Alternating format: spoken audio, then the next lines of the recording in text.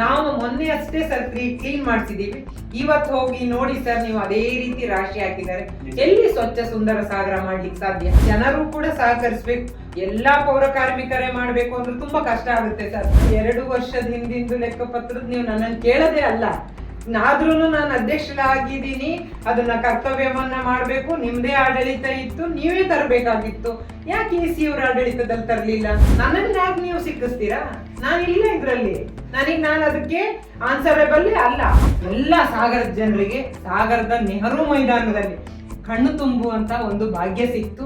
ಇದು ನಿಜವಾಗ್ಲೂ ಹೆಮ್ಮೆ. ಯಾವ ರೀತಿಯಾಗಿ ಜನ ಆ ಫೋಟೋ ಶೂಟ್ ಅದನ್ನ ನೋಡಿದ್ರೆ ನಾವು ಸಿಗಂದೂರಲ್ಲಿ ಇದೀವ, ಎಲ್ಲೋ ಫಾರಿನ್ ಅಲ್ಲಿ ಇದೀವ ಅನ್ನೋಷ್ಟು ತುಂಬಾ ಚಂದ ಒಂದು ಸೇತುವೆಯನ್ನ ನಿರ್ಮಾಣ ಮಾಡಿಕೊಟ್ಟಿದ್ದಾರೆ. ಅಲ್ಲಿ ಪ್ರತಿಯೊಬ್ರು ಹೇಳುವ ಮಾತು ಕೇಳಿ ನಮಗೆ ಕಣ್ ತುಂಬಿ ಬರ್ತಿದ್ವು. ಒಂದು ಸಂಜೆ 6 ಗಂಟೆ ಆಯ್ತು ಅಂದ್ರೆ ಹಾಸ್ಪಿಟ್ಲಿಗೆ ಹೋಗ್ಲಿಕ್ಕೆ ಕಷ್ಟ ಆಗ್ತಿತ್ತು. ನಮ್ದು ಒಂದು ವ್ಯಾಪಾರಕ್ಕೆ ತೊಂದರೆ ಆಗ್ತಾ ಇತ್ತು. ದೇವಿಯ ಆಶೀರ್ವಾದ ಇವ್ರೆಲ್ರಿಗೂ ಇರ್ಲಿ ಅಂತ ಹೇಳ್ಬಿಟ್ಟು ನಾನು ಮತ್ತೊಮ್ಮೆ ಕೇಳ್ಕೊಳ್ತೀನಿ.